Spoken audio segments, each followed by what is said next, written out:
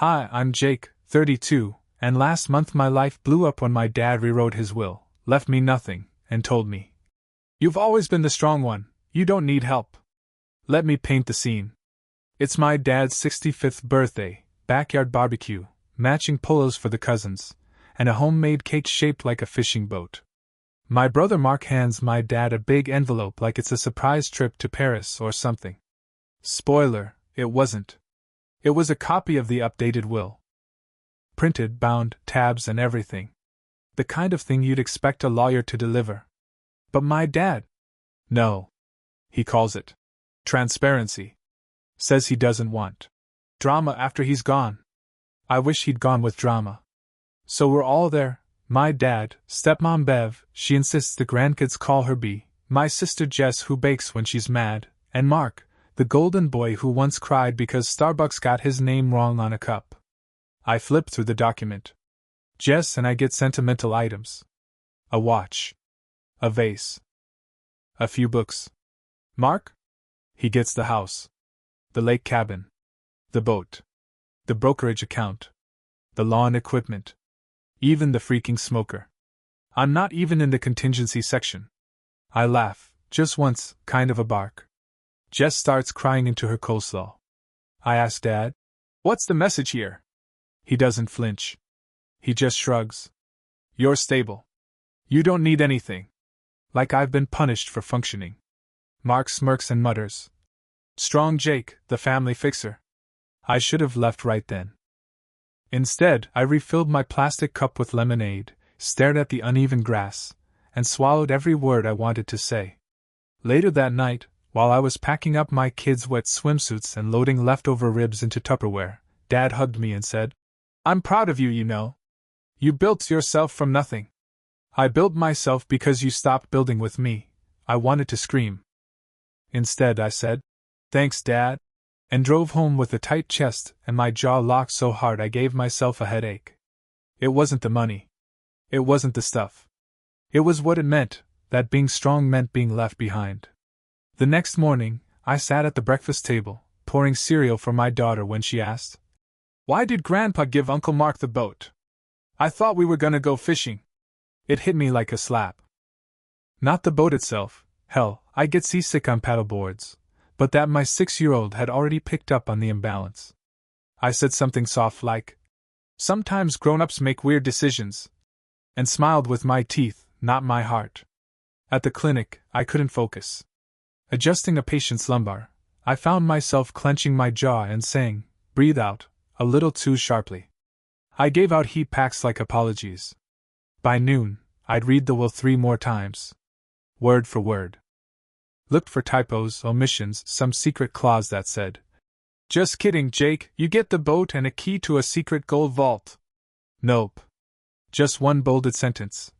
"Jacob Thomas Willis has achieved financial stability and will not require inheritance assistance."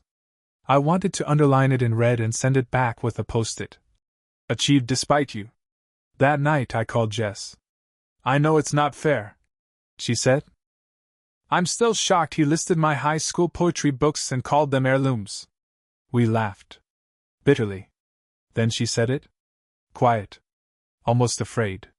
"Maybe Dad just sees you as complete." It felt like a compliment dipped in vinegar. Later, I opened a drawer where I keep old birthday cards. I found one from 5 years ago, signed, "So proud of you, Jake. You're my rock. Love, Dad." I stared at it for a long time. Rocks don't crack, right? They just carry the weight. But I wasn't feeling solid. I was feeling used. So I did something I hadn't done in years. I booked a session with a therapist. And I showed her the will. The therapist's office was cozy. Bookshelves, a soft chair, and a diffuser pumping out lavender like it owed someone money. I sat down, hands clenched, will in my bag like Exhibit A in a trial I didn't want to attend. "So, what brings you in, Jake?" I handed her the will. Didn't even speak. Just watched her eyes scan the paper. She nodded slowly, lips pursed. Then she said, "You feel erased." I laughed. One of those short, painful laughs that sounds like it belongs to someone else. "Exactly. Like I'm furniture. Useful, stable, and totally replaceable. She nodded again. And the story your dad's telling the family now is that your strength means you don't need love in the form of support. That your success disqualifies you from care. I nearly choked on the air. I hadn't realized how badly I needed someone to say it out loud. I told her about everything. How I paid for Jess's community college year when she got pregnant. How I loaned Mark $5,000 to launch his app that never launched. How I cleaned out Dad's gutters during his rotator cuff recovery and still got accused of showing off. You've become their proof of what happens when someone pulls themselves up by the bootstraps, she said. They use you as a symbol to justify not helping anyone else, including you. I blinked so fast I couldn't tell if I was holding back tears or trying to reboot. She leaned in. Jake, what would it look like if you stopped performing strength and started demanding fairness? I didn't have an answer. But I knew where to find one. That night, I drove to the lake cabin. Mark had already moved in. His car was parked at an angle like the driveway owed him space. Lights were on. Music playing. I knocked. He opened the door with a beer in one hand and zero shame in the other. Hey, bro! Come to see your old inheritance? I smiled. Not the polite one. The one that says I'm done. No, I said. I came to make you an offer. His smile faded. An offer? I held up a folder. You either buy me out of what Dad should have left me, or I take this public. He laughed. Public? Who do you think cares? I flipped open the folder. Inside, screenshots of every loan, every unpaid IOU, the app money, the texts where he promised repayment. The receipts I'd saved for no reason. Until now. He stopped laughing. This is blackmail, he said. No, I said, stepping closer. This is a receipt. For every time I've been your safety net while you called me a tryhard. This is me saying I'm done being your invisible backbone. He looked rattled. Good. Make it right, I said. Or I make it loud. I walked away before he could respond. The wind off the lake hit cold. But for once, I didn't flinch. By morning, Mark had texted me a single line. Let's talk. I didn't respond right away. I brewed coffee. I walked the perimeter of my backyard like it was a kingdom I finally wanted to rule. Then I sent a time and place. A neutral one, the diner Dad used to take us to when we got good report cards. I thought maybe the memory of being worth rewarding might help Mark grow a spine. He showed up late, sunglasses on, smelling like entitlement, and whatever cologne makes people say, trust me, before stealing your wallet. We ordered eggs. Neither of us touched them. He said. I talked to Dad. He said it's done. The will's final. You're not getting anything. I nodded. Not asking him. I'm asking you. Mark shifted. You think you deserve half the cabin? I know I kept your power on the year you lived in a studio with no heat. I know I gave you money you never paid back. I know I co-signed a loan you defaulted on. This isn't about a cabin. It's about correction. He scoffed. That's not how families work. No, I said. That's not how yours worked. Mine's under construction. He stared at me. You threatening me with spreadsheets and guilt? You've changed, man. I smiled. Good. He sighed and looked down at his eggs like they might save him. Fine. What do you want? Your half of the brokerage account. I said. I don't want the house. I don't want the boat. I want liquidity, and I want it this year. He laughed like he thought I was joking. I wasn't. I have the paperwork ready, I said, tapping the folder I'd brought. You sign over the claim and I shred every IOU. We wiped the board clean. He looked at me like I'd pulled a rabbit from his overpriced hoodie. Why would I do that? I leaned in. Because the will's public record. Because our cousins still think you're a genius. Because Dad thinks silence is peace, but I'm done performing. You've spent your life avoiding consequences. Here they are. His jaw tensed. You're bluffing. I opened the folder. Pulled out a statement with his name, the loan date, my account number, the bounced check. Then another. Then another. Mark paled. I have 12. I said quietly. And I've got a patient who's a journalist. You pick.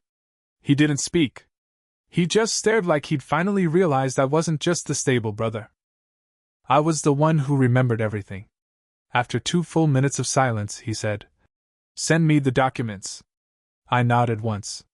No smile. When I left the diner, I didn't feel triumphant. I felt weightless. Like I'd dropped someone I wasn't meant to carry anymore. By morning, Mark had texted me a single line. "Let's talk." I didn't respond right away. I brewed coffee. I walked the perimeter of my backyard like it was a kingdom I finally wanted to rule. Then I sent a time and place. A neutral one, the diner Dad used to take us to when we got good report cards. I thought maybe the memory of being worth rewarding might help Mark grow a spine. He showed up late, sunglasses on, smelling like entitlement, and whatever cologne makes people say, "Trust me," before stealing your wallet. We ordered eggs. Neither of us touched them. He said, "I talked to Dad. He said it's done. The will's final. You're not getting anything." I nodded. "Not asking him. I'm asking you." Mark shifted. "You think you deserve half the cabin? I know I kept your power on the year you lived in a studio with no heat. I know I gave you money you never paid back. I know I co-signed a loan you defaulted on. This isn't about a cabin. It's about correction." He scoffed. "That's not how families work." "No," I said. "That's not how yours worked. Mine's under construction." He stared at me. "You threatening me with spreadsheets and guilt? You've changed, man." I smiled. "Good." He sighed and looked down at his eggs like they might save him. "Fine. What do you want?" "Your half of the brokerage account," I said. "I don't want the house. I don't want the boat. I want liquidity, and I want it this year." He laughed like he thought I was joking. I wasn't. "I have the paperwork ready," I said, tapping the folder I'd brought. "You sign over the claim and I shred every IOU." We wiped the board clean. He looked at me like I'd pulled a rabbit from his overpriced hoodie. "Why would I do that?" I leaned in. "Because the will's public record. Because our cousins still think you're a genius. Because Dad thinks silence is peace, but I'm done performing. You've spent your life avoiding consequences. Here they are." His jaw tensed. "You're bluffing." I opened the folder. Pulled out a statement with his name, the loan date, my account number, the bounced check. Then another. Then another. Mark paled. "I have 12, I said quietly. "And I've got a patient who's a journalist. You pick." He didn't speak. He just stared like he'd finally realized I wasn't just the stable brother. I was the one who remembered everything. After 2 full minutes of silence, he said, "Send me the documents." I nodded once. No smile.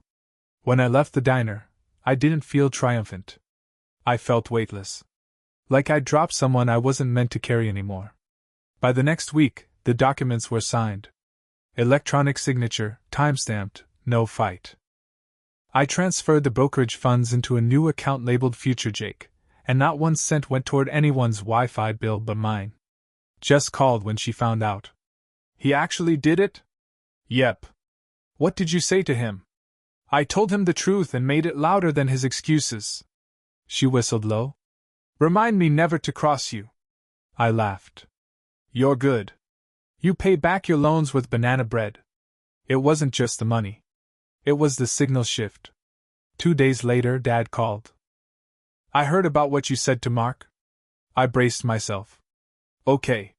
Long pause. Then, "You embarrassed him." I nearly burst out laughing. Embarrassed him.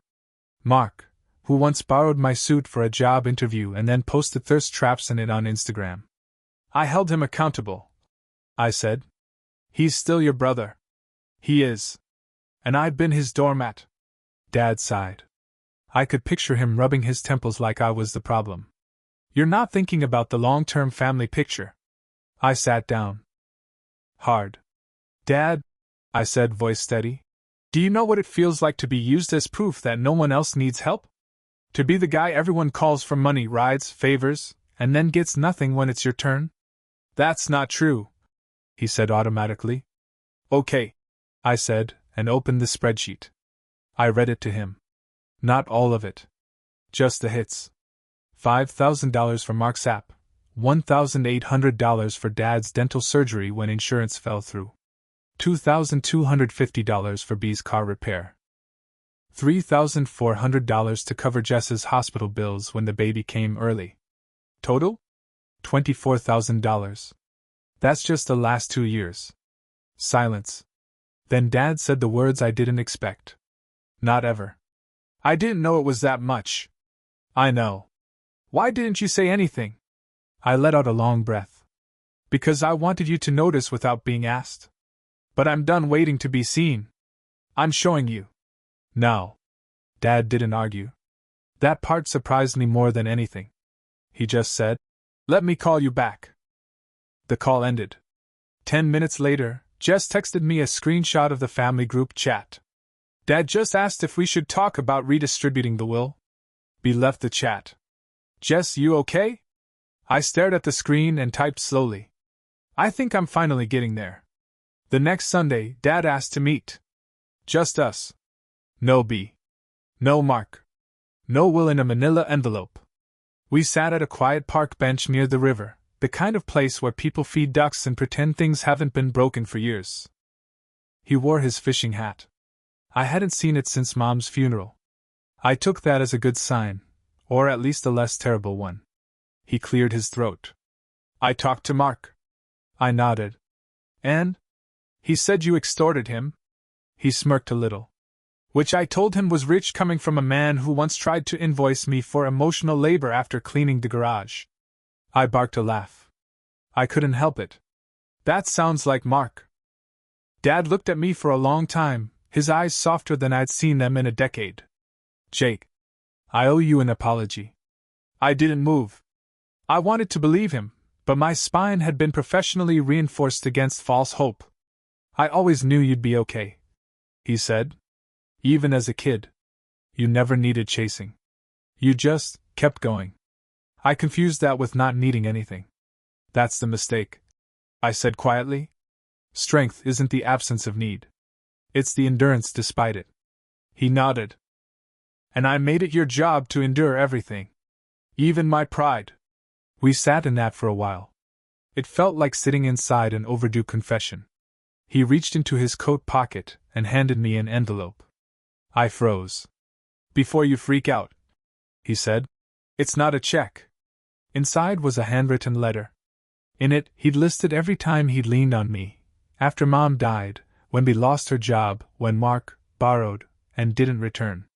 And under each one, he wrote, "You didn't owe me that. But you gave it anyway." At the bottom, in careful cursive, I'm updating the will. Not because you demanded it. Because you deserve better than the absence of acknowledgement. I looked up. You actually wrote this by hand? He shrugged. It seemed more human. I folded the letter and put it in my jacket. Thank you, I said and meant it. Not for the will. For the first sign of a father who could say he was wrong. He reached into a little paper bag and pulled out 2 sandwiches. Handed me one. Tuna. Like we used to get at Lake Geneva. I smiled. Except you used to steal my chips? He grinned. Still might. We ate mostly in silence.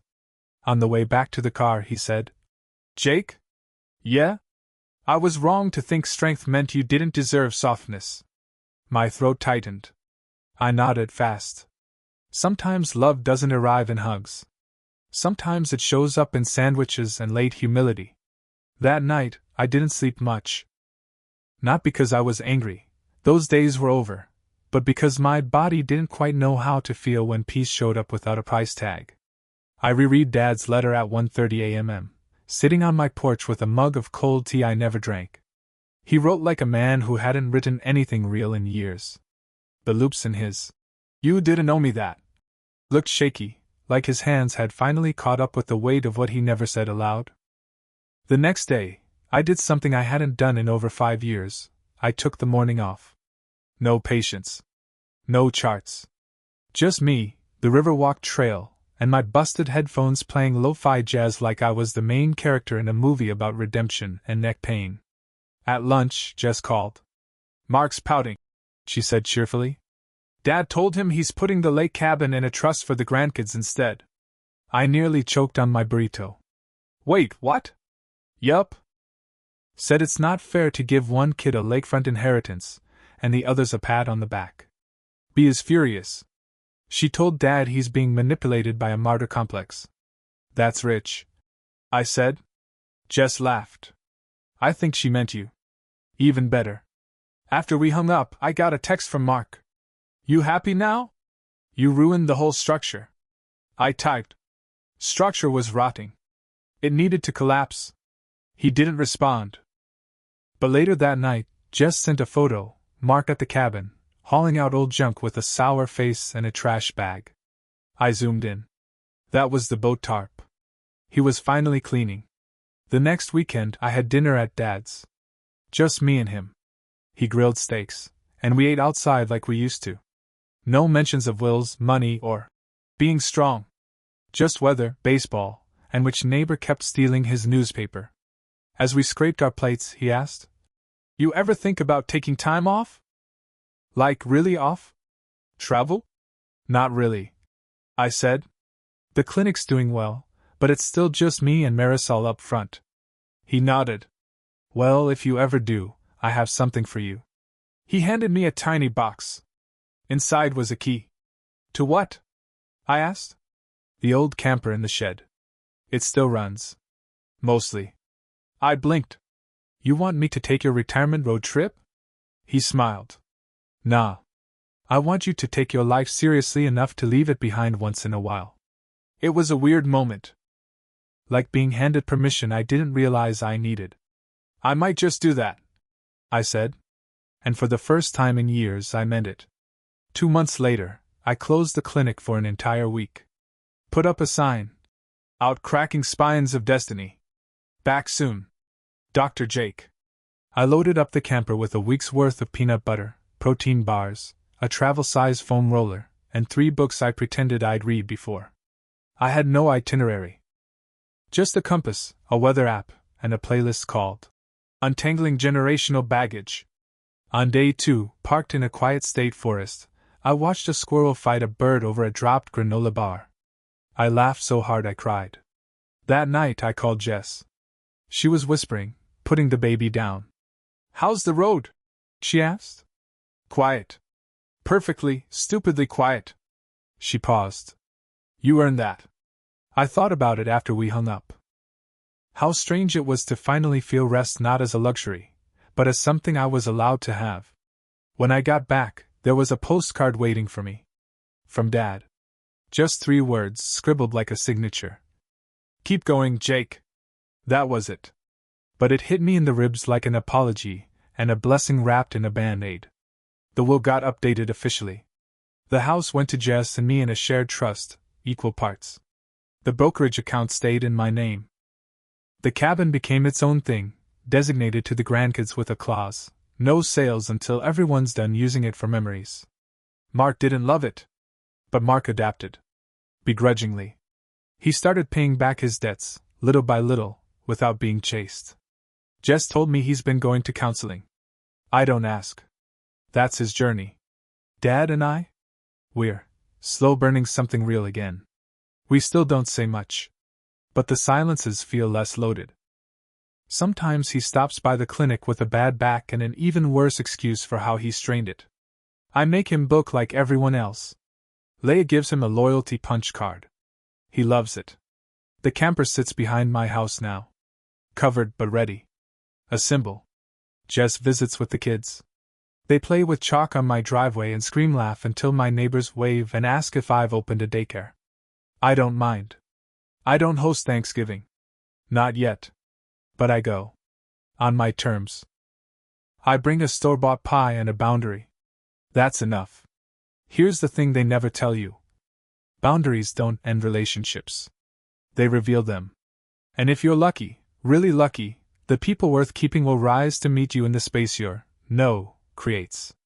I'm Jake. I'm 32. I was left out of a will and still managed to find my worth. Not in what I was given, but in what I finally chose to keep.